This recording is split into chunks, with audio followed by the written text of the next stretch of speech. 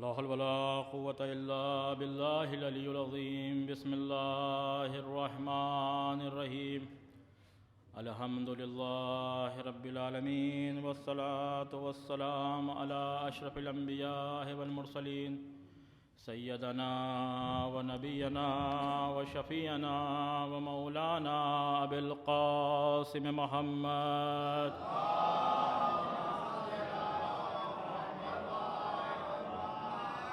وآله الطيبين الطاهرين المعصومين المظلومين المنتقبين المنتجبين، ولعنة الله على أعدائهم أجمعين من آن إلى قيام يوم الدين. رب اشرح لي صدري ويسر لي أمري واحلل عقدة من لساني يفقهوا قولي. أما بعد، فقد قال الله سبحانه تبارك وتعالى في كتابه المبين، وهو أصدق الصادقين وقوله الحق. بسم الله الرحمن الرحيم. قل لا أسألكم عليه أجرا إلا المودة في القربى. صلوات جناب محمد.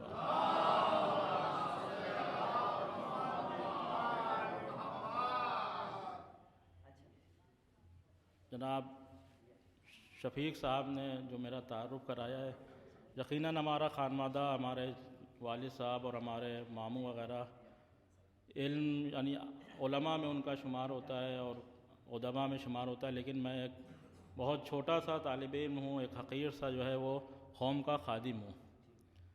میں نے جس آیت کی تلاوت کی ہے وہ بہت ہی مشہور و معروف آیت کریمہ ہے. ایک آیت کا ٹکڑا ہے جس کو اہل بیت کے چاہنے والے جو آیات مسلسل سنا کرتے ہیں اور جو مجالس میں افراد شرکت کرتے ہیں، جو آیات ترجمے کے ساتھ یاد رہتی ہیں، ان آیات میں ایک آیہ مودت بھی ہے، جس میں خداوند عالم ارشاد فرما رہا ہے کہ اے رسول ان سے کہہ دیے کہ ہمیں اجر رسالت کچھ نہیں چاہیے سوائے اس کے کہ ہمارے قرابت داروں سے مودت کریں.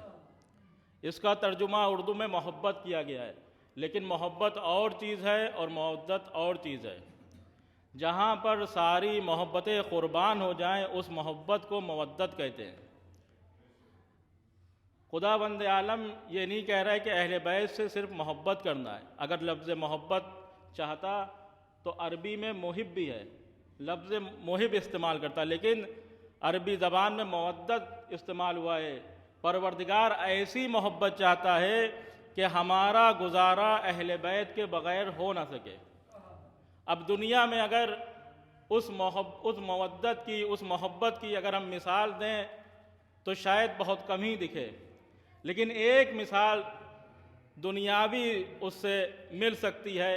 وہ کیا ہے کہ آپ سمندر کے کنارے جائیے، مچھلی پانی میں رہتی ہے، مچھلی کو پانی سے نکال دیے وہ تڑپنے لگے گی. کیوں کہ ہم بغیر پانی کے زندہ نہیں رہ سکتے. اب یہی مچھلی اگر پانی سے کافی دیر تک دور رہے تو پھر اس کی پہلے یہ اچھلتی ہے، لیکن جب پانی سے کافی دیر تک باہر رہے تو پھر یہ اچھلنا بھی بند کر دیتی ہے. آخر میں اس کی کیفیت یہ ہوتی ہے کہ یہ منہ کو کھولتی ہے اور بند کرتی ہے. لیکن اگر اسی درمیان کوئی اس کو اٹھا کے سمندر میں یا پانی میں ڈال دے تو یہ مری ہوئی مچھلی پھر زندہ ہو جاتی ہے. یعنی گویا بتا رہی ہے ہمیں پانی سے محبت نہیں مودت ہے، ہم بغیر پانی کے جی نہیں سکتے. اچھا یہ مچھلی پانی سے باہر نکل گئی، اب اس کو کوئی انسان جو ہے وہ اس کو کاٹ لے، اس کی بوٹی کر لے، اس کے بعد اس کو پکا لے، بھون لے، چولہے پہ چڑھا دے، اس کے بعد اس کو نوش فرمائے. تو اب جو حضرات مچھلی کا شوق رکھتے ہیں، جو میٹ کا شوق رکھتے ہیں، وہ میری بات کی تائید کریں گے کہ جب انسان مچھلی کھاتا ہے تو جتنی دیر شکم میں مچھلی رہے گی پیاس زیادہ لگے گی. اسی لیے ماہ رمضان میں بہت سے افراد مچھلی نہیں کھاتے. کیوں کہ پانی کا مچھلی جو ہے وہ تقاضا کرتی ہے پانی کا، پانی مانگتی ہے۔ یعنی اگر آپ کے بدن میں مچھلی کا ایک ریشہ بھی باقی ہے تو آپ سے پانی کا مطالبہ کرے گی۔ گویا مچھلی بتا رہی ہمیں پانی سے محبت ہی نہیں بلکہ مودت ہے۔ ہم جب تک کہ ہمارا وجود رہے گا ہم پانی کے بغیر نہیں رہ سکتے۔ پروردگار بھی یہی کہنا چاہ رہا ہے کہ جب تک کہ تمہاری زندگی رہے اہل بیت کے بنا نہ ہو، تمہاری زندگی بھی اہل بیت کی خاطر ہو، تمہاری موت بھی اہل بیت کی خاطر ہو، تمہارا اٹھنا بھی اہل بیت کی خاطر ہو، تمہاری گفتگو بھی اہل بیت کی خاطر ہو، تمہارے تعلقات بھی اہل بیت کی خاطر ہو، تمہاری برات بھی اہل بیت کی خاطر ہو، تولا بھی ہو اور تبرہ بھی ہو۔ ایک صلوات دیجیے محمد و آل محمد۔ اور جب انسان اہل بیت سے محبت کرے گا، تقاضۂ محبت ہے۔ نبی اکرم جب تمام رسالت کے امور انجام دے چکے تو عرب کے بڑے بڑے ورثاء آئے اور کہنے یا رسول اللہ اگر ہماری دولت آپ کو کار تبلیغ میں چاہیے تو ہم حاضر ہیں، ہم سے کچھ تحفہ چاہیے تو حاضر ہیں۔ لیکن نبی کریم وہ نبی ہے کہ جس کے اوپر پہرا لگائے کہ میرا حبیب کلام ہی نہیں کرتا، یہ تو وہی بولتا ہے جو وہی میں ہوتا ہے۔ جبریل نازل ہوئے اسی آیت کو لے کر، اے رسول ان سے کہہ دیے کل اسألکم علیہ اجرا الا المودۃ فی القربیٰ، کہ ہمیں اجر رسالت کچھ نہیں چاہیے سوائے اس کے کہ ہمارے قرابت داروں سے محبت کرو، ہمارے قرابت داروں سے مودت کرو۔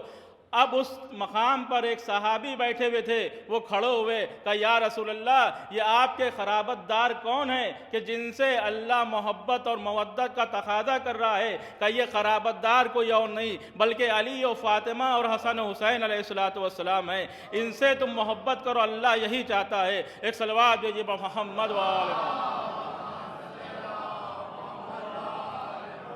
تقاضۂ محبت ہے، ہم سے کہا جا رہا ہے کہ اہل بیت سے محبت کرو، اور محبت کا تقاضا یہ ہے کہ جب انسان کسی سے محبت کرتا ہے تو اس سے رابطے میں رہتا ہے، اس سے رابطے میں رہتا ہے، اور وہ کام انجام نہیں دیتا ہے کہ جو اس کو پسند نہ ہو، اور ان کاموں کو انجام دے گا جو اس کو پسند ہو۔ آج اگر عشق مجازی جو دنیاوی عشق میں اگر جوان مبتلا ہوتا ہے تو آپ اس جوان کی حالت دیکھیے کیا ہوتی ہے، جبکہ عشق مجازی اور ہے اور عشق حقیقی اور ہے۔ عشق مجازی جب دنیا کا جوان کسی عشق میں مبتلا ہو جاتا ہے تو وہ پاگل ہو جاتا ہے، دیوانہ ہو جاتا ہے، وہ دنیا سے کٹ جاتا ہے۔ کیوں؟ کہ اس کے اوپر عشق سوار ہو گیا ہے۔ جب دنیاوی عشق مجازی انسان کو ہوتا ہے تو پاگل اور مجنون بنا دیتا ہے، لیکن جب عشق حقیقی ہوتا ہے تو انسان کمال کی منزلوں تک پہنچتا ہے۔ جب عشق حقیقی انسان کو ہوتا ہے تو انسان کمال کی منزلوں تک پہنچتا ہے۔ عشق مجازی سے عشق حقیقی کی طرف انسان کب آ سکتا ہے؟ کہ جب صحیح راستہ اپنائے، جب اہل بیت کے بتائے ہوئے راستے کو اپنائے۔ اور ایک واقعہ آپ کو بتائیں عشق حقیقی سے عشق مجازی سے عشق حقیقی کی طرف کیسے انسان گیا۔ ایران میں ایک مسجد ہے، مسجد خانم گوہر شاد، آج بھی وہ ہے۔ گوہر شاد نے اس مسجد کی بنا ڈالی اور اس میں شرط رکھ دی کہ جو اس مسجد میں وہی مزدور کام کریں گے جن کی نماز ترک نہیں ہوتی ہے۔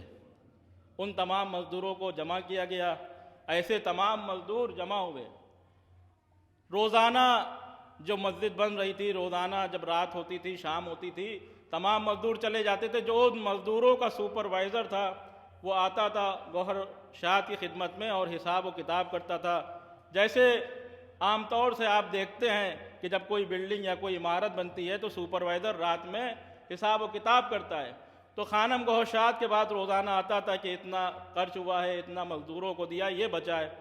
ایک دن وہ جب حساب کر رہا تھا تو خانم گوہر شاد کے چہرے سے نقاب ہٹ گئی اور وہ ان کے عشق میں مبتلا ہو گیا۔ وہ سپروائزر ان کے عشق میں مبتلا ہو گیا اور کام پر آنا بند کر دیا۔ ایک دن ہو گیا، 2 دن ہو گیا، پھر خانم گوہر شاد نے کہا دیکھو معلوم کرو کہ وہ آ کیوں نہیں رہا ہے۔ جب اس کے ہاں آدمی بھیجا گیا تو پتہ چلا کہ وہ بیمار ہے۔ کہ کیا ہوا؟ کہ اس سے مرض عشق ہو گیا ہے۔ اس کی والدہ پریشان خانم گوہر شاد کے پاس آئی، کہنے لگے اگر آپ اس سے شادی نہیں کیے گا تو یہ مر جائے گا، یہ آپ سے بہت محبت کرنے لگا، یہ آپ سے عشق کرنے لگا ہے، لہذا آپ اس سے شادی کر دیے۔ تو خانم گوہر شاد نے کہا کہ میں تو شادی شدہ ہوں، میں تیمور جنگ کی جو ہے بہو ہوں، میں کیسے اس سے شادی کر سکتی ہوں؟ میں کیسے شادی، میں تو خود شادی شدہ ہوں۔ لیکن اصرار اتنا تھا کہ کیا کریں۔ پھر خانم گوہر شاد نے کہا ٹھیک ہے، تم اس جوان کو بلاؤ تو۔ وہ جوان آیا، اس سے کہا ٹھیک ہے ہم شادی شدہ ہیں، لیکن اگر ایک شرط میری مان لو تو ہم اپنے شوہر کو طلاق دے دیں گے اور تم سے شادی کر لیں گے۔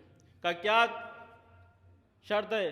کہا شرط یہ ہے کہ جب تک کہ مسجد مکمل نہ ہو جائے تم نماز شب ترک نہ کرنا، نماز شب تم چھوڑنا نہ، جب تک کہ مسجد مکمل نہ ہو جائے نماز شب بھی نہ چھوڑنا۔ اب آج کل بھی ہے، اللہ کے خاطر بھلے انسان نہ پڑھے، لیکن اگر محترمہ کا میسج آ گیا کہ درگاہ میں جانا ہے، امام باڑے میں جانا ہے، مسجد میں جانا ہے، تو اب جو انسان مسجد، درگاہ، امام باڑے میں محترمہ کے خاطر تو چلا جاتا ہے لیکن شہزادی کے خاطر نہیں آتا ہے۔ تو یہ عشق مجازی ہے، دنیاوی عشق ہے۔ کہا ٹھیک ہے، اس میں کون سی بات ہے، ہم نماز شب نہیں ترک کریں گے۔ نماز وہ پڑھتے رہے روزانہ، اور ایسے ہی ہوتے ہوتے کافی عرصہ بیت گیا مکمل ہونے میں۔ جب وہ مسجد مکمل ہو گئی تو اب یہ جو سپروائزر تھے یہ خانم گوہر شاد کے پاس نہیں آ رہے ہیں، یہ مسجدی میں عبادت کر رہے ہیں، عبادت الہی میں مشغول ہیں۔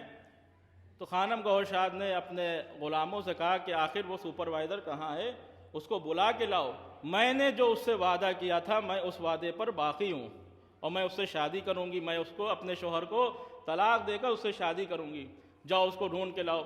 ایک شخص ڈھونڈنے گیا، کہا وہ شخص تو اسی مسجد میں بیٹھا ہوا عبادت کر رہا ہے، کہا اسی مسجد میں بیٹھا ہوا عبادت کر رہا ہے، کہا جاؤ اس سے کہہ دو کہ ہم یاد کر رہے ہیں، ہم نے بلایا ہے، ہم اپنے وعدے پر باقی ہیں۔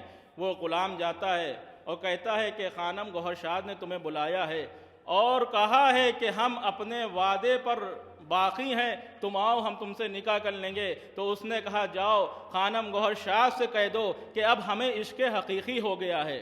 جب عشق حقیقی انسان کو ہو جاتا ہے تو عشق مجازی کی کوئی حیثیت نہیں رہتی، دنیاوی عشق کی کوئی حیثیت نہیں رکھتی۔ اور جاؤ اور جا کے کہہ دینا اور ہماری طرف سے شکریہ ادا کر دینا کہ وہ ہم کو عشق مجازی سے عشق حقیقی کی طرف لے آئیں۔ ایک صلوات بھیجئے محمد و آل محمد۔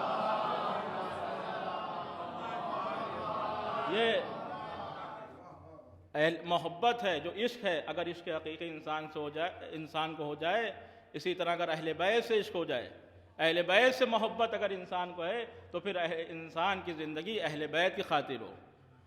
ہم عزائے صدیقہ طاہرہ سلام اللہ علیہا آج انجام دے رہے ہیں، پہلے اس اہتمام کے ساتھ نہیں ہوتی تھی، بلکہ بعض افراد کو تو شہزادی کی تاریخ شہادت کا بھی علم نہیں تھا۔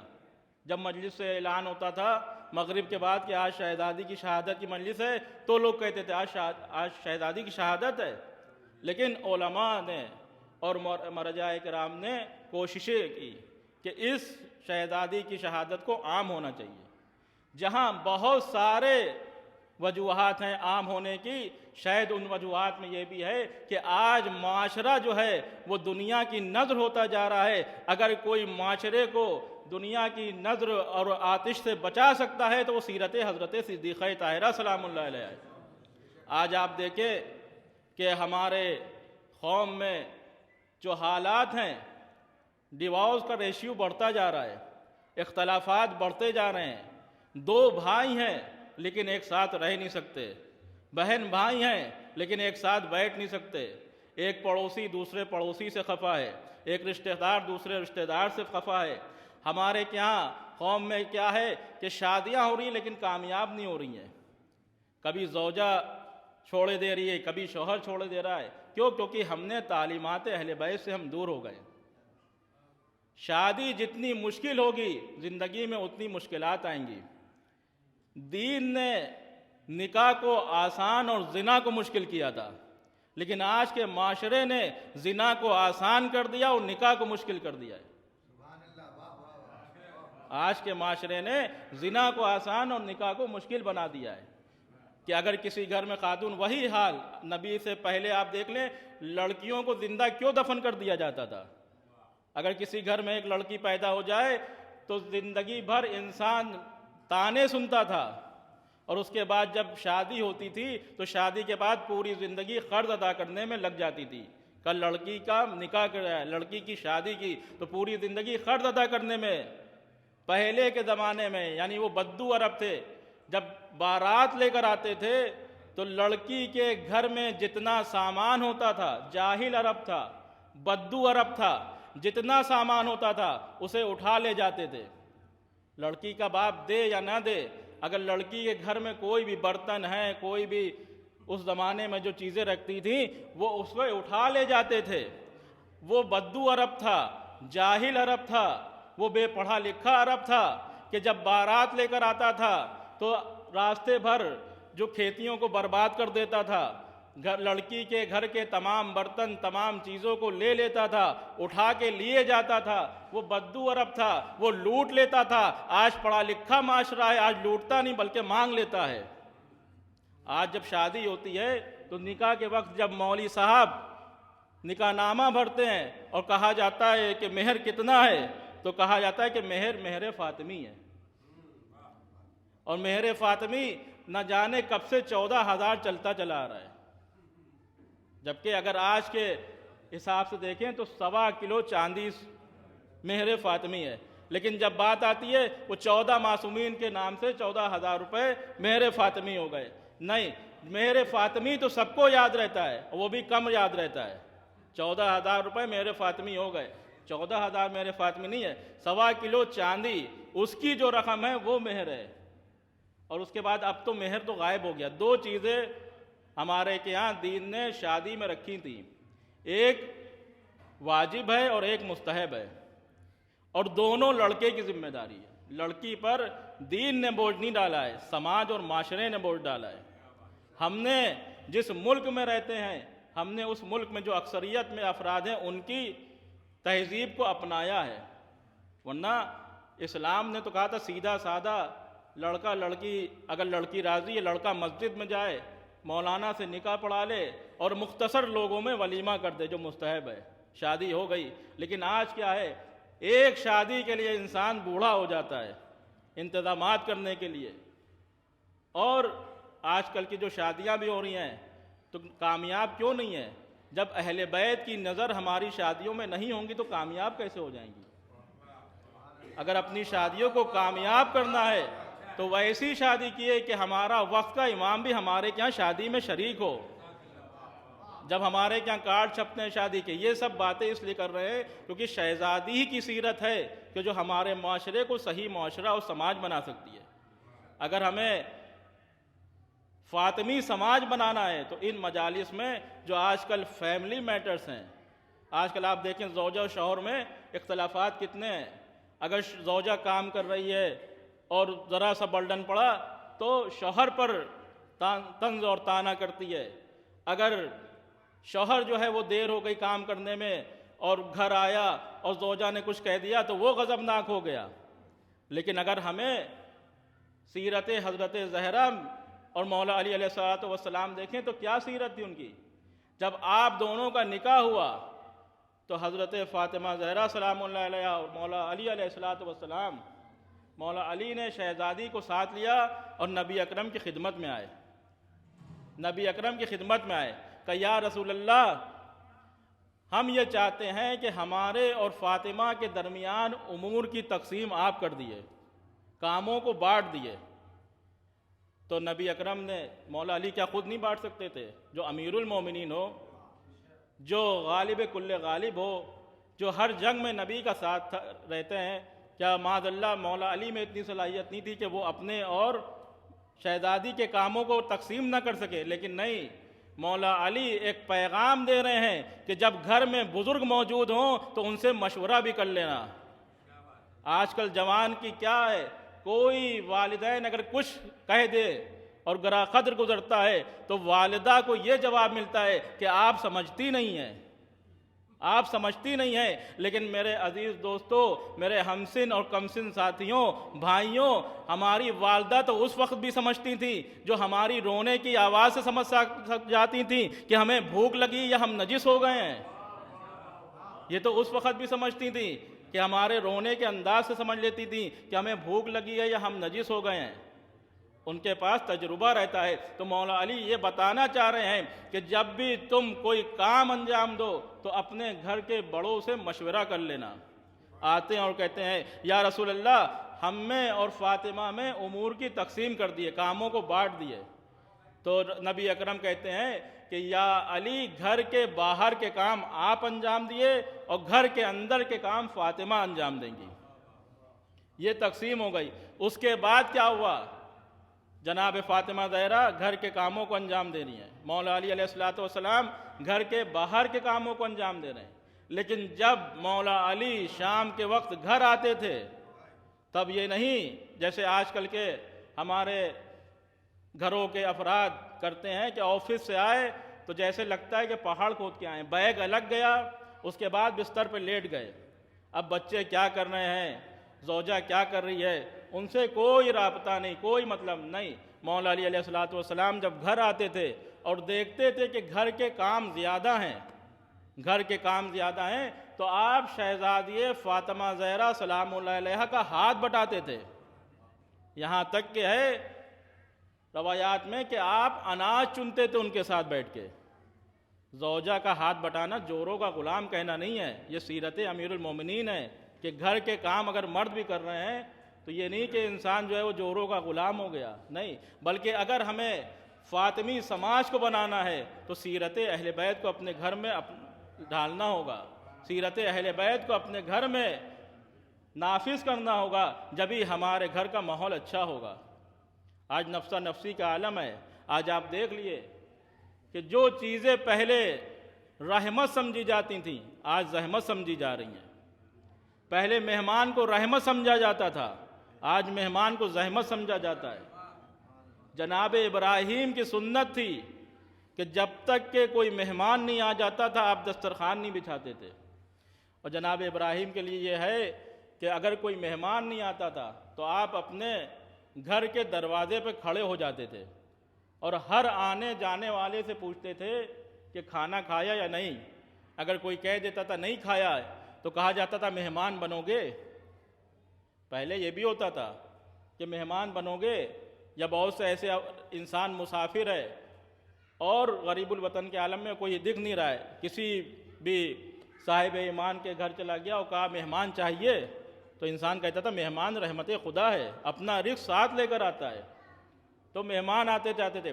جناب ابراہیم کی سیرت یہ تھی کہ روزانہ کھڑے ہو جاتے تھے، جب تک کہ کوئی مہمان نہیں مل جاتا تھا آپ کھانا نوش نیف کرتے تھے، اور اگر نہیں ملتا تھا تو بازار جاتے تھے اس مقام پر کہ جہاں مزدور جو ہیں وہ پیسے دے کر لوگ مزدوروں کو لے جاتے تھے، اس مقام پہ جاتے تھے اور مزدوری دے کر مہمان کو گھر لاتے تھے اور اس کے ساتھ بیٹھ کے کھانا کھاتے تھے۔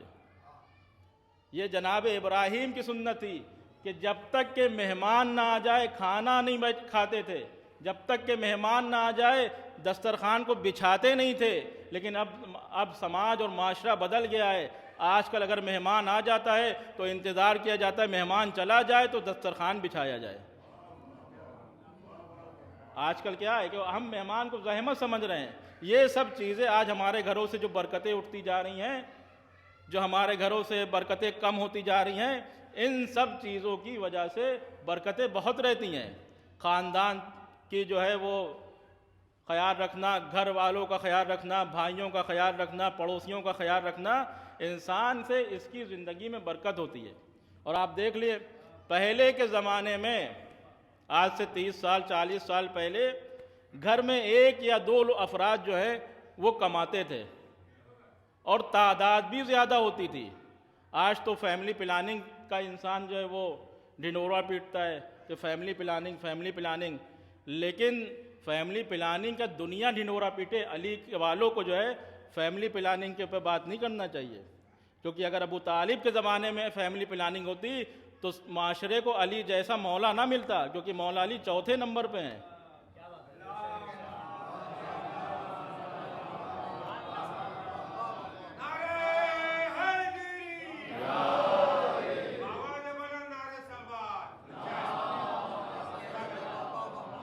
افراد تعداد زیادہ رہتی تھی، کسی گھر میں 6 بھائی ہیں، کسی گھر میں 7 بھائی ہیں، کمانے والا ایک والد، اور سب سکون سے کھاتے بھی تھے سب سکون سے جو ہے پڑھتے بھی تھے، سب سکون سے جو ہے بیٹھتے بھی تھے۔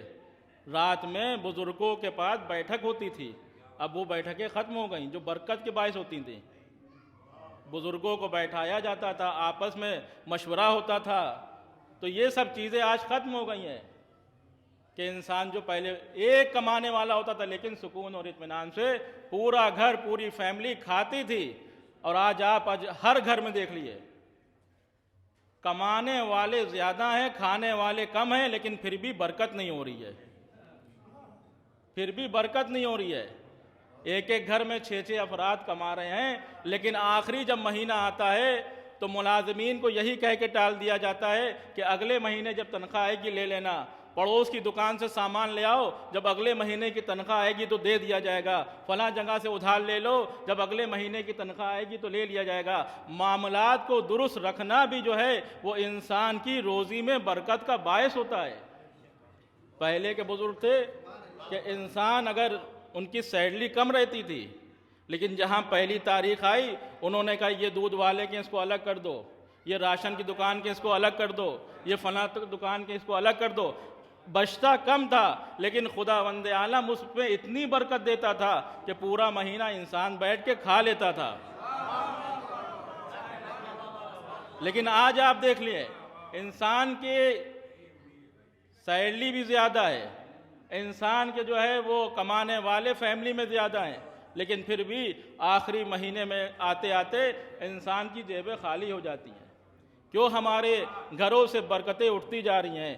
کیوں ہمارے معاشرے سے جو ہے وہ برکتیں ختم ہوتی جا رہی ہیں؟ کیونکہ ہم نے صرف اہل بیت کو مجلسوں تک رکھا ہے، ہم نے اہل بیت کو صرف مجلسوں تک رکھا ہے، صرف امام باڑوں تک رکھا ہے۔ نہیں، اہل بیت کی سیرت کو اگر آپ سماج اور معاشرے میں عام کریے تو آپ کی دنیا بھی سنور جائے گی اور آخرت بھی سنور جائے گی۔ ایک صلوات بھیجیے محمد و آل محمد۔ انسان کی دنیا بھی سنورے گی، آخرت بھی سنور جائے گی۔ انسان کوششیں کرے، اپنے گھر کے معاملات کو صحیح کرے، آج کل کے ماحول کو صحیح کرے۔ ہر انسان اپنے اعتبار سے جتنی کوشش کر سکتا ہے وہ کر لے، تاکہ جب محشر میں خداوند عالم سوال کرے تو یہ کہہ دے کہ پروردگار ہمارے اختیار میں اتنا تھا، ہم نے کر دیا۔ اور جب انسان اللہ کی راہ میں آگے بڑھتا ہے تو محنت تو اس کی ہوتی ہے لیکن برکت خداوند عالم عطا کرتا ہے۔ آج اگر ہمیں اپنے گھر کے ماحول کو، سماج کے ماحول کو صحیح کرنا ہے تو ہمیں اہل بیت کی تعلیمات کو اپنانا پڑے گا۔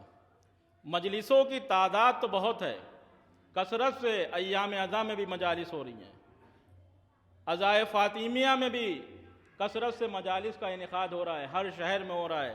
پہلے ایک آدھ جگہ، اب ہر شہر، ہر گلی، ہر مسجد، ہر امام باڑے میں عزائے فاطمی کا اہتمام ہو رہا ہے۔ لیکن ایک طرف ہم یہ کہیں کہ شہزادی کا غصب، شہزادی کا مال، شہزادی کا باغ جو ہے غصب کرنے والوں پر لعنت، اور اگر ہم اپنے بھائی کا جو باغ غصب کیے ہیں، ہم اپنے پڑوسی کی زمین غصب کیے ہیں، تو کہیں ایسا نہ ہو کہ ہم لعنت تو شہزادی کے دشمن میں کر رہے ہیں، وہ لعنت ہمارے پاس آ جائے۔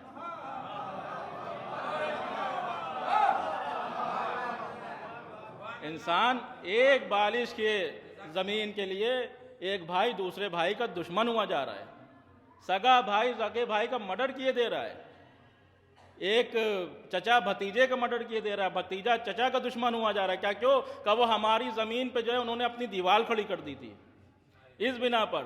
لیکن کسی کو معلوم نہیں ہے کہ جب انسان قبر میں جاتا ہے تو کفن میں جیب نہیں ہوتی ہے، بڑے سے بڑا جب انسان بھی قبر میں لیٹتا ہے تو اس کے ہاتھوں کو کھول دیا جاتا ہے، تاکہ اس لیے کھول دیا جاتا ہے دنیا دیکھ لے کہ یہ جا رہا ہے، اس نے اکٹھا تھا، بہت کیا تھا، لیکن جب دنیا سے جا رہا ہے تو خالی ہاتھ جا رہا ہے۔ دنیا اگر ساتھ لے کر کچھ جائے گا تو وہ اعمال لے کر جائے گا جو اس نے اعمال انجام دیے ہیں۔ اور نماز اور روزے سے زیادہ اہمیت خداوند عالم نے دوسروں کی رضا کو رکھا ہے، تعلقات کو نبھانا، اخلاقیات کی بہت اہمیت ہے ہمارے دین میں۔ اگر انسان نمازوں پہ نمازیں پڑھتا رہے، روزے پہ روزہ رکھتا رہے اور کسی ایک مومن کا دل دکھایا ہے تو یہ نمازیں اور روزہ اس کو فائدہ نہیں پہنچائیں گی جب تک کہ وہ مومن معاف نہ کر دے۔ اگر کسی مومن سے ہم نے ادھار لے لیا، ہم یہاں آئے ہیں، ہم نے کہا یہاں میرے پاس پیسہ نہیں، ہم نے کسی سے کہہ دیا بھیا ہمیں 500 روپے دے دو، ہم لکھنؤ پہنچیں گے تو تمہیں جی پے کر دیں گے، ہم تمہیں جو ہے بھیجوا دیں گے، ہم کسی کے ذریعے تمہیں دے دیں گے، اور ہم وہاں گئے، ہم بھول گئے، اب لیے تو ہم نے تو 500 روپے جو آج کوئی حیثیت نہیں، اور ہمارا انتقال ہو گیا، ہم مر گئے، معاشر میں ہم فخر کر رہے ہیں ہم نے تو اتنی مجلسیں کی، ہم نے تو اتنا کام کیا، ہم نے تو یہ کیا، ہمیں تو کوئی جنت سے جانے سے روک نہیں سکتا، ہم جنت میں جا رہے ہوں گے، پروردگار آواز دے گا وہیں رک جاؤ اور اسے بلاؤ جس سے تم نے 500 روپے لیے تھے، اسے بلاؤ جس سے تم نے 500 روپے لیے تھے، کہ اب تم جو آپس میں تم لوگ سمجھوتا کر لو، جب تم لوگ سمجھوتا کر لینا تب ہمارا کام ہوگا۔ وہاں پہ پھر یہ اللہ رحیم و کریم بالکل ہے، لیکن وہ قہار و جبار بھی ہے۔ اگر آپ دوسرے کا حق مار کر پروردگار کی بارگاہ میں جائیں گے تو وہ کہے گا کہ اگر نمازیں نہیں پڑھی ہیں تو ہم معاف کر دیں گے، روزے نہیں رکھے ہیں تو ہم معاف کر سکتے ہیں، حج میں اگر تم نے صحیح ارکان نہیں انجام دیے ہیں تو ہم معاف کر سکتے ہیں، لیکن اگر تم کسی دوسرے کا حق مارو گے تو یہ ہمارے اختیار میں نہیں ہے۔ روایات میں کہ اب وہ 500 روپے والا انسان ہم کہیں گے بھیا ہمیں معاف کر دو، کہا ہم ایسے تو نہیں معاف کریں گے، کہا پھر کیا کرو گے، کہا اپنی ہمیں جو ہے 10 سال کی نمازیں دو۔ اب ہم نے 10 سال کی نمازیں پڑھی تھی اس لیے کہ پروردگار ہمیں جنت دے گا، اب 500 روپے کی خاطر وہ ہماری 10 سال کی نمازیں لیے جا رہا ہے۔ ہم نے ٹھیک ہے لے لینا، کہا نہیں 10 سال کے روزے بھی چاہیے۔ اب لیے تھے 500 روپے لیکن معاشر میں ہم خالی ہوتے جا رہے ہیں، کہا 10 سال کی نمازیں دے دیں، 10 سال کے روزے دے دیے، اب تو ہمیں معاف کر دو، کہا نہیں تم نے جو جتنی مجلسوں میں شرکت کی تھی اس کا ثواب بھی ہمیں چاہیے۔ اب ایک آنسو پہ جنت ملتی تھی، جتنی مجلسیں کی ہیں اس کا وہ کہہ رہا ہمیں ثواب چاہیے، یہاں 500 روپے لیے تھے، وہاں وہ سارے اعمال اس کے بدلے ہمارے لیے لے رہا ہے، اور جب تک کہ وہ معاف نہیں کرے گا ہم جنت میں نہیں جا سکتے۔ لہٰذا انسان اگر یہاں معاملات صحیح رکھے تو خداوند عالم وہاں کا معاملہ اس کا صحیح رکھے گا، اگر یہاں معاملات نہیں صحیح ہیں تو پھر وہاں کا بھی معاملہ صحیح نہیں ہوگا۔ انسان کو معاملات کو صحیح رکھنا چاہیے، دوسروں پر رحم کرو خداوند عالم تمہارے اوپر رحم کرے گا۔ دوسروں کے ساتھ اگر خوش اخلاقی سے پیش آؤ گے، اگر دوسروں کو ذلیل کرنا چاہو گے تو انسان چاہے 7 کوٹھریوں میں بھی چھپ جائے پروردگار ذلیل کر دے گا۔ اگر دوسروں کو عزت دینا چاہتے ہو، مولا علی علیہ السلام کی خدمت میں ایک شخص آیا اور کہنے لگا یا امیر المومنین فلاں شخص ہمارے بارے میں کیا سوچتا ہے، یہ کیسے ہمیں اندازہ ہو؟ آج بھی بہت سے افراد یہ کہتے ہیں کہ پتہ نہیں وہ ہمارے بارے میں پتہ نہیں کیا سوچتے ہیں، وہ ہمارے بارے میں پتہ نہیں کیا سوچتے ہیں۔ مولا علی علیہ السلام نے کیا کہا کہ اگر یہ دیکھنا ہے کہ وہ تمہارے بارے میں کیا سوچتا ہے تو تم یہ دیکھو تم اس کے بارے میں کیا سوچ رہے ہو۔ تم اچھا سوچو گے وہ اچھا سوچے گا، تم برا سوچو گے وہ برا سوچے گا۔ اگر انسان کو یہ دیکھنا ہے کہ اگر یہ چاہتا ہے کہ ہمارے بارے میں لوگ اچھا سوچیں تو پھر انسان بھی جو ہے دوسروں کے بارے میں اچھا سوچے، جب اچھا سوچے گا تو ظاہر سی بات اچھا ہے۔ اور آج آپ دیکھیں انسان پریشان ہو رہا ہے، سب کچھ ہے، انسان کے پاس جاب بھی ہے، بہترین گھر بھی ہے، گاڑی بھی ہے، بہترین مکان بھی بنا ہوا ہے، اس میں اے سی بھی لگا ہوا ہے، اگر جاڑے ہیں تو اس میں ہیٹر بھی لگا ہوا ہے، بہترین بیڈ بچھا ہوا ہے، بیڈ پہ بہترین جو ہے گدا بچھا ہوا ہے، اور لیٹ رہا ہے تو کروٹیں بدل رہا ہے، نیند نہیں آ رہی ہے، کروٹیں بدل رہا ہے، نیند نہیں آ رہی ہے، کہا رات بھر سو نہیں پائے گا، کیوں؟ کہا پتہ نہیں عجیب الجھن تھی، آفس میں کام کر رہے ہیں، چپراسی کو ڈانٹ کے آئے، رات میں کیا سکون سے نیند آ جائے گی؟ اگر کارخانہ ملازم کو ڈانٹ رہے ہیں تو کیا سکون سے نیند آ جائے گی؟ نہیں، دن کے معاملات صحیح رکھو، رات میں نیند اچھی آئے گی۔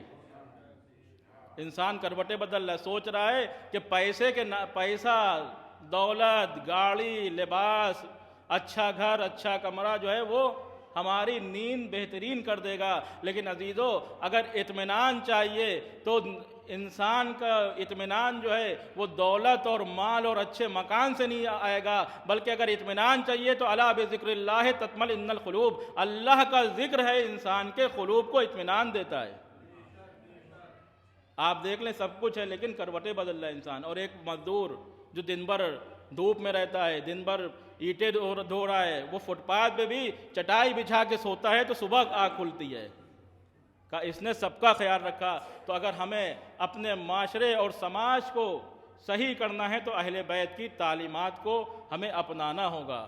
ہمیں شہزادی فاطمہ زہرا سلام اللہ علیہا اور مولا علی علیہ الصلوۃ والسلام کی جو سیرت ہے, جو ان کی زندگی ہے, جو ان کی زندگی میں انہوں نے کام کو انجام دیا, اسے اپنے گھر میں نافذ کریں, اپنے معاشرے میں, اپنے سماج میں. صرف یہ نہیں کہ عزائے فاطمی 3 جمادی الثانی ہو گئی اور جناب فاطمہ زہرا کا نام جو ہے بس ختم, ہم نے یاد کر لیا, نہیں, بلکہ ہر دن ہمارا جو ہے اہل بیت کی خاطر ہے, ہر رات ہماری اہل بیت کی خاطر ہے, ہر صبح ہماری اہل بیت کی خاطر ہے. ہماری جو سانس بھی آ رہی ہے یہ بھی اہل بیت کی خاطر ہے. ہم سانس لے رہے ہیں تو اہل بیت کی خاطر. تو ایسا نہ ہو کہ صرف محرمی میں ہم احتیاط کریں, صرف عزائے فاطمی میں بھی احتیاط کریں. آج ہمارا معاشرہ یہ ہے کہ جب شہادت کی تاریخ آئی, آج کا جوان کیا ہے, بیٹھا ہوا موبائل پہ گانے سن رہا ہے, میوزک سن رہا ہے. حرام ہے میوزک, چاہے عید کے دن سنیے ہو چاہے عاشور کے دن سنیے, میوزک حرام ہے, میوزک حرام ہے. داڑھی مڈانا حرام ہے, اور داڑھی کوئی مڈائے کوئی بات نہیں, لیکن علی کے چاہنے والوں کو کبھی داڑھی نہیں مڈانا چاہیے. کیوں؟ کیونکہ سب سے پہلے جو علی کا سب سے بڑا دشمن تھا امیر شام, اس نے داڑھی کو مڈا کے کہا تھا یہ رہی سنت رسول. تو کوئی مڈانے دیے, لیکن کبھی علی کے چاہنے والے کو داڑھی کو نہیں مڈانا چاہیے, کیونکہ یہ انسان کے چہرے پر نور پیدا کرتی ہے. اور کسی ذاکر کا مجھے ایک یہاں پہ جملہ یاد آ رہا ہے کہ اگر اپنے لیے داڑھی نہیں رکھ رہے ہو تو کم سے کم اپنے بچوں کے لیے رکھ لو. کہا وہ کیسے؟ کہا اگر بچہ سو رہا ہے, ایک طرف اگر والد سو رہے ہیں, ایک طرف والدہ سو رہے ہیں, اور بچے کی اگر چہرے پر ہاتھ پڑے تو کم از کم اس کی سمجھ میں تو آئے کہ والد سو رہے ہیں یا والدہ سو رہی ہیں, کم سے کم بچوں کے خاطر. تو انسان اہل بیت کی تعلیمات کو اپنے گھر میں لاگو کرے, اپنے گھر میں نافذ کرے, اور یہی تعلیمات اہل بیت ہیں جو ہمارے سماج اور ہمارے معاشرے اور ہمارے گھر کے ماحول کو جو ہے وہ صحیح کر سکتی ہے. آج ہم حضرت فاطمہ زہرا سلام اللہ علیہا کے غم منانے کے لیے اکٹھا ہوئے ہیں, ان کی شہادت کا ذکر کرنے اکٹھا ہوئے ہیں. تو ہمیں ان کی سیرت کو بھی اپنانا چاہیے, کس طرح سے انہوں نے بحیثیت بیٹی زندگی گزاری, کس طرح سے انہوں نے بحیثیت زوجہ زندگی گزاری, کس طرح سے انہوں نے بحیثیت ماں زندگی گزاری. بیٹی ایسی کہ باپ کو کہنا پڑا فاطمہ ام ابیہا, فاطمہ اپنے باپ کی ماں ہے. وہ شفقت اور محبت نبی اکرم سے کی. ماں ایسی ماں کہ جوانان جنت کے سردار ہیں, ان کی ماں فاطمہ زہرا سلام اللہ علیہا. اور بہترین طریقہ بتایا, جب امام حسن علیہ الصلوۃ والسلام اور امام حسین علیہ الصلوۃ والسلام مسجد جاتے تھے اور واپس آتے تھے تو آپ دونوں فرزندوں کو سامنے بیٹھاتی تھیں اور کہتی تھی کہ بیٹا حسن اور بیٹا حسین یہ بتاؤ کہ نانا نے مسجد میں کیا بیان کیا. فاطمہ معصومہ ہیں, علم غیب خود انہیں معلوم ہے, لیکن معاشرے کو یہ درس دے رہی ہیں کہ جب بھی تمہارا بچہ گھر سے باہر جائے اور واپس آئے تو اس سے پوچھو کہاں گئے تھے.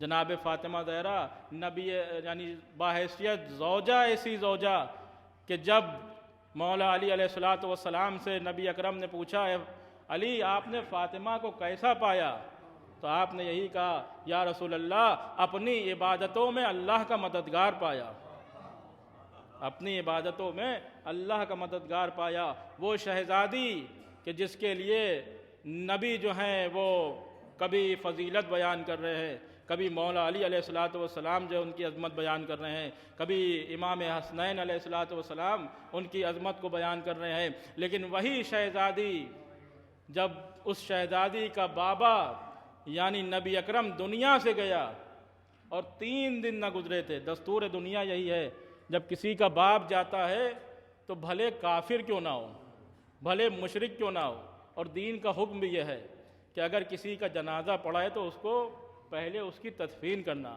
پھر اپنے امور دنیا کو انجام دینا.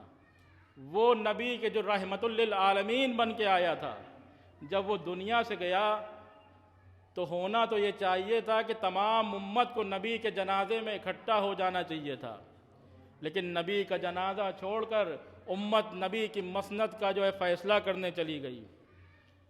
اور جب 3 دن گزر گئے، کہا اے علی آپ یہاں نبی کا جنازہ لیے بیٹھے ہیں، وہاں سقیفہ میں فلاں کا جو ہے فلاں کو جانشین رسول بنا دیا۔ کہا وائے ان لوگوں پر، یہاں نبی کا جنازہ پڑا ہے، انہیں خلافت کی پڑی ہوئی ہے۔ نبی کا جنازہ اٹھ گیا، مولا علی علیہ السلام نے غسل و کفن دیا، دفنا دیا۔ عزیزو ادھر فاطمہ زہرا اکلوتی بیٹی نبی اکرم کی ہیں، تمام لوگوں کو پرسے کے لیے آنا چاہیے تھا۔ اور دستور بھی یہی ہوتا ہے، جب انسان کے گھر میں کسی کا جنازہ ہو جاتا ہے تو غم تو ہوتا ہے، لیکن ایک یہ بھی دلاسا رہتا ہے کہ ابھی ہمارے رشتہ دار آ جائیں گے، ابھی ہمارے خاندان کے لوگ آئیں گے، محلے کے لوگ آئیں گے۔ عزیزو فاطمہ زہرا ہیں گھر میں، اور چند کنیزیں ہیں، پرسہ دینے والا کوئی نہیں ہے۔ ایک دن دروازے پر بہت زیادہ شور اٹھا، جناب فاطمہ زہرا نے کہا اے فضہ دیکھیے کیا لوگ ہم کو پرسہ دینے کے لیے آئے ہیں؟ جناب فضہ دروازے پر جاتی ہیں اور پلٹ کر آتی ہیں اور کہتی ہیں شہزادی لوگ تو بہت ہیں لیکن ارادے نیک نہیں لگ رہے ہیں۔ اے شہزادی ان کے ہاتھ میں لکڑیاں ہیں اور آگ ہیں۔ جناب فاطمہ زہرا دروازے پہ جاتی ہیں، وہ ظالم کہتے ہیں کہ اے فاطمہ علی کو گھر سے باہر نکالو ورنہ ہم اس گھر میں آگ لگا دیں گے۔ کہا کیا تم اس گھر میں آگ لگاؤ گے کہ جہاں نبی کے فرزند رہتے ہیں؟ کہا ہوا کرے، ہم اس گھر میں آگ لگا دیں گے۔ عزیزوں صرف کہا ہی نہیں بلکہ اس دروازے پر آگ بھی لگا دی گئی کہ جس پر نبی اکرم کھڑے ہو کر سلام کرتے تھے۔ دروازے پر آگ لگائی گئی۔ خدا لعنت کرے ارے اس ظالم پر کہ جس نے یہ حکم دیا خنفذ کو کہ اے خنفذ یہ دروازہ فاطمہ کے اوپر پھینک دو۔ ہاں عزیزو 1-2 افراد نہیں آئے تھے، پوری مسجد جناب فاطمہ زہرا کے دروازے پر آئی تھی ظلم کرنے کے لیے۔ ہاں عزیزو ارے خنفذ نے ایک لات ماری، ارے فاطمہ زہرا کے پہلو پہ وہ دروازہ گرا، ارے فاطمہ در و دروازے کے درمیان پس گئیں۔ ہاں عزیزو صرف دروازہ گرا نہیں بلکہ دروازے میں ایک کیل تھی جو جناب فاطمہ زہرا کے پہلو میں پیوست ہو گئی۔ ہاں عزیزو 1-2 افراد نہیں، علامہ فضل اللہ کمپانی نے مرثیہ لکھا، اس میں کہتے ہیں کہ 50 افراد تھے کہ جو اس دروازے پر اپنا پیر رکھ کے گزرے،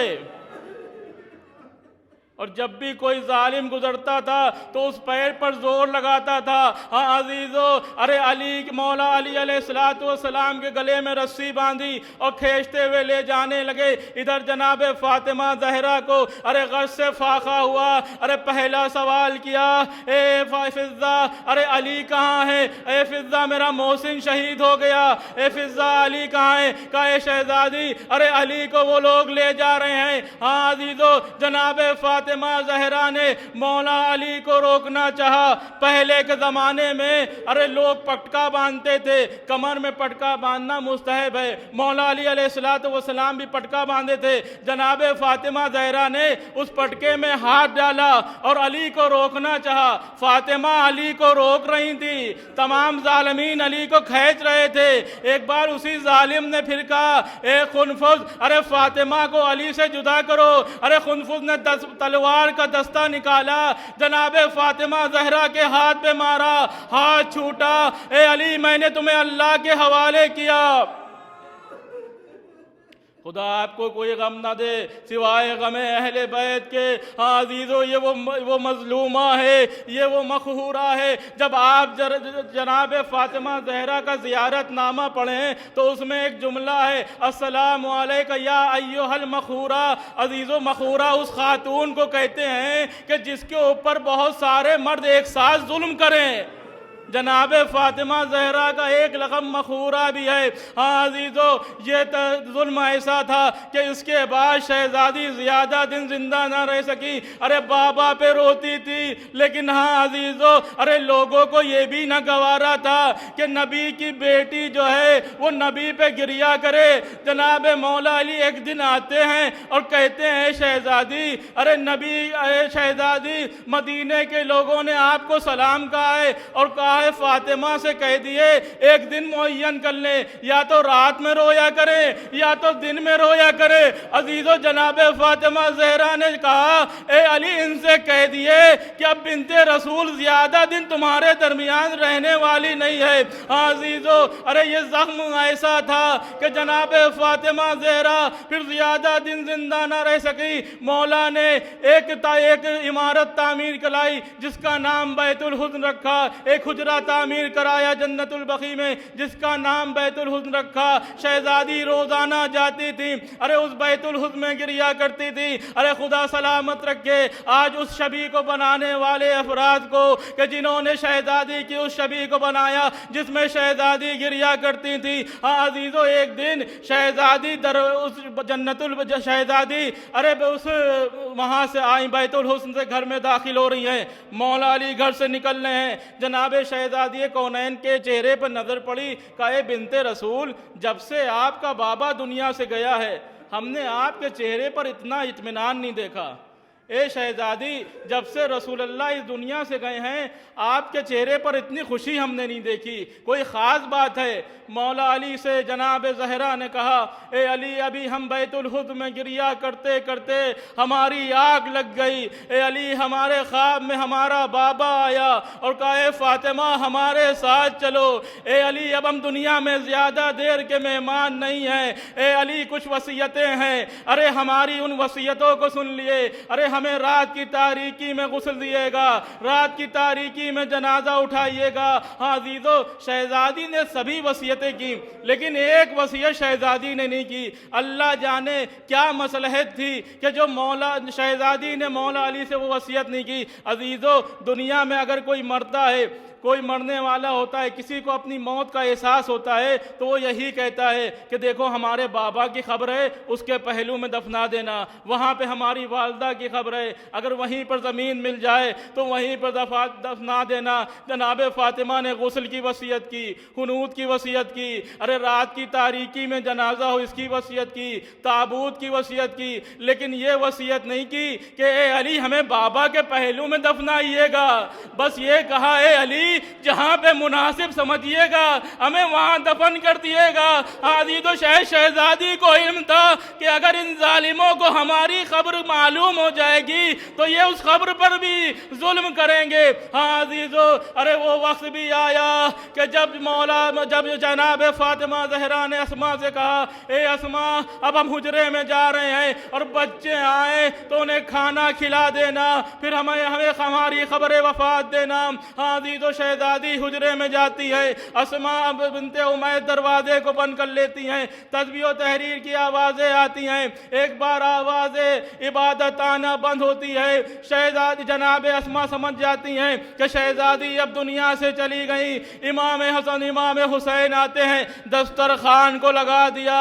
جناب امام حسین نے کہا اے اسما، کیا کبھی آپ نے دیکھا ہے کہ اماں نے اماں کے بغیر کھانا کھایا ہو؟ اے اسما، میری اماں کہاں ہے؟ کہ پہلے کھانا کھا لیے پھر بتاؤں گا۔ ایک بار جب اصرار بڑا، حجرے کا اشارہ کیا، اب جو امام حسین گئے آواز دی اماں حسین آیا ہے، ذرا گلے نہیں لگاؤ گے؟ اے اماں حسین آیا ہے، ارے سلام کا جواب نہیں دو گے؟ عزیزو، 3 بار جناب امام حسین نے ارے شہزادی کو آواز دی، جب شہزادی نے جواب نہ دیا تو اپنے کو شہزادی کے سینے پہ گرایا، کہ اماں ارے تیرا چہیتا حسین آیا۔ ارے ہاتھ بلند ہو گئے، اپنی آغوش میں فاطمہ نے لے لیا اور کہا صبرن یا ابا عبداللہ، اللہ اے حسین ارے صبر کرو. ہاں عزیزو اب جو آنکھیں بند ہوئی امام حسن اور امام حسین نے ارے امامے کو پھینکا, مسجد میں گئے.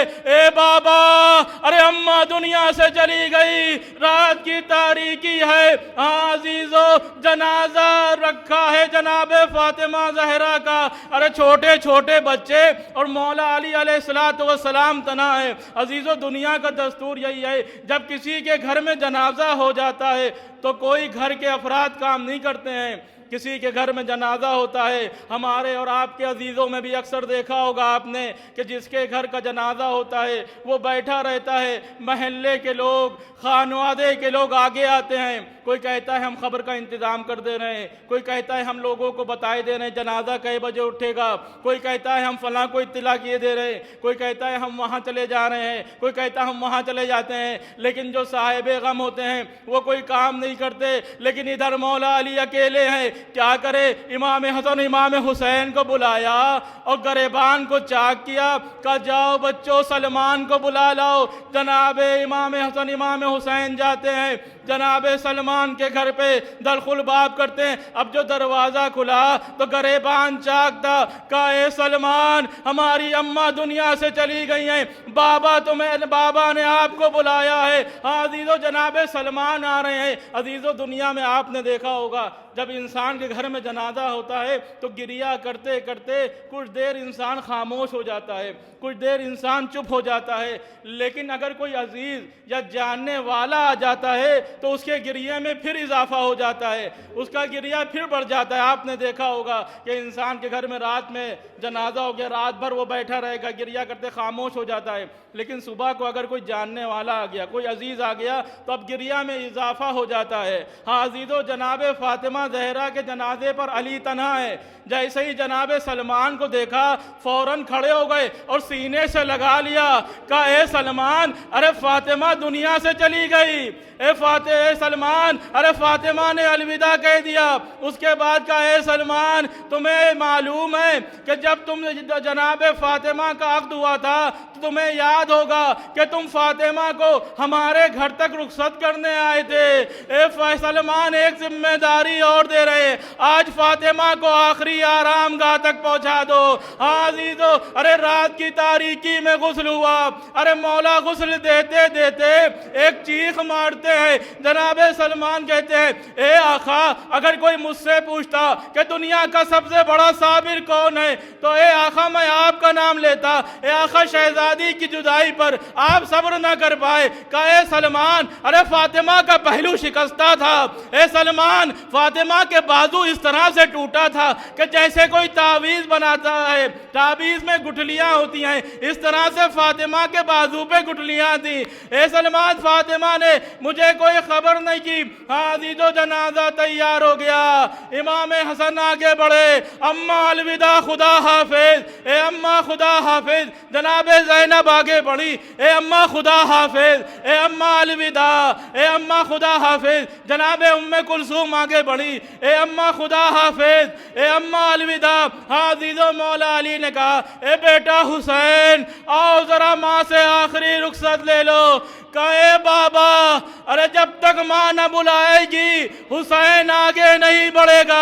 اے بابا ارے میری ماں فخر مریم ہے. اے بابا میں نے سنا تھا کہ جب مریم دنیا سے جا رہی تھی تو عیسیٰ کو گلے سے لگایا تھا. ارے بندے کفن کھلنا شروع ہوئے, آ میرے لال حسین میرے سینے سے لگ جا. امام حسین ارے جناب فاطمہ کے سینے پر آئے, گریہ شروع کیا. ارے دو آوازیں بلند ہونے لگی فضا میں. ادھر امام حسین گریہ کر رہے ہیں, ادھر شہزادی کے گریہ کی آوازیں بلند ہے. جبریل نازل ہوتے, اے علی ارے حسین کو فاطمہ سے الگ کریے. ارے صفے ملائکہ میں کوہرام مچائے, ان قریب ابھی زمین و آسمان کو زلزلہ آ جائے. عزیزو ارے فاطمہ کو امام علی علیہ السلام نے دفن کر دیا.